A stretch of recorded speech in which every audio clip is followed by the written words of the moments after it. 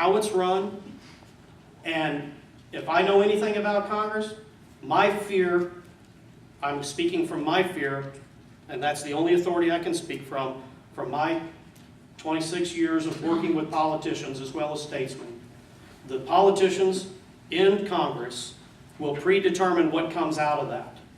I'm not worried about a runaway convention. I'm afraid that they will give us what we want, but they'll word it in such a way as politicians and as Washington lawyers draft things that it won't do what we want it to do.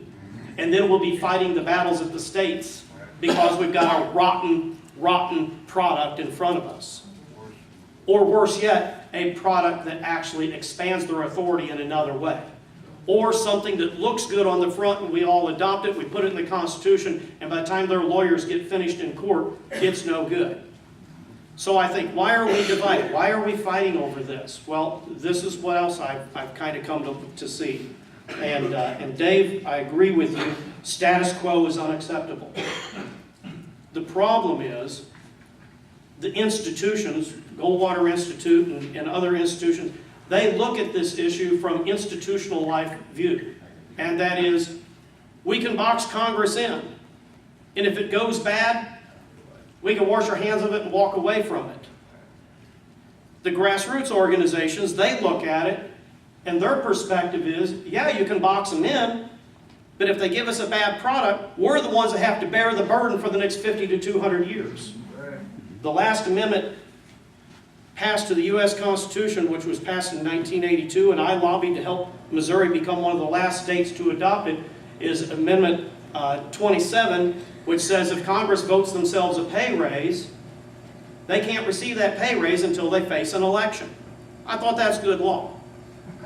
And you know who else thought it was good law? The framers of the Constitution, who put it out there, and it took the states over 200 years to adopt it, to force it into the Constitution. Whatever comes out of an amendment convention, even if it's something simple, if it's worded wrong, the grassroots organizations have to fight it for the next 200 plus years. They have to pay for the battles, they have to come up with the laborers, they have to print the material, they have to go to the state legislatures in all 50 states, and they have to fight, and they can never quit fighting it. We are still fighting the ERA, and the ERA had a time limit, and the courts tossed the time limit out. Because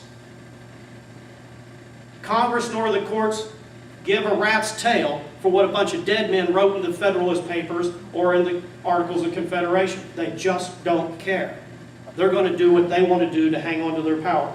Number two, I have two grand concerns.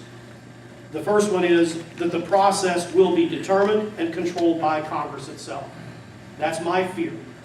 My second fear is that the product that comes out of it will reflect a predetermined course that I can't agree with. So my final point is this. We should focus on what we agree on. And these are the things that we agree on. 4 points, real fast. That every person here is a true conservative. We should not be fighting one another. Secondly, this truly is an in-house debate. Let's keep it in-house. And let's finish it in-house. Thirdly, we need to refocus ourselves. Sorry, I'm getting old, my eyes aren't that good. We need to refocus ourselves on the hundreds of issues we are in total agreement. And finally, one of those things is we need to focus on getting the automatic 20-year call for a con out of our own state constitution before we worry about the federal.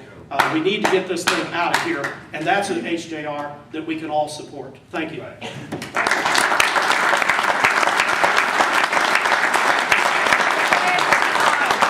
you very much. I think we heard a lot from these guys in 10 minutes each. It's a quarter till 9. We have till 10. We have plenty of time to get questions from the audience and these good folks that represent organizations. But first of all, would you men like to have a short discussion between each other? Dave Rowland, do you have a question that you'd like to open up to these guys and have one of them answer, and then another one can? So just go right ahead. Boy, there's a lot to unpack.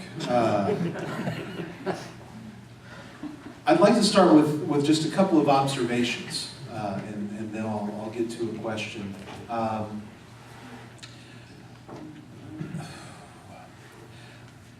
For just I think that 2 minutes. 2 minutes. I think that one of the points that was raised was the concerns that James Madison and Alexander Hamilton had about the prospects for a new constitutional convention. And I will throw the thought out there that this is in fact why Article 5 does not provide for a full-blown constitutional convention. It provides for a convention to consider amendments. There is excellent research that the Goldwater Institute has done that the framers of our Constitution intended for the states to be able to limit a convention that was called and the subject matter that it would consider. Now, the broader question, and I do think that this is a legitimate question, is whether the framers' intent would end up restricting a convention that was eventually called. It's very possible that it wouldn't. I mean, we know that the framers' intent with many aspects of our Constitution is no longer treated as the law of the land. And so I know that we can't fall back on this idea and just trust that it's all going to work out. But there is good research that the framers did not intend for Article 5 to bring about a full-blown constitutional convention. But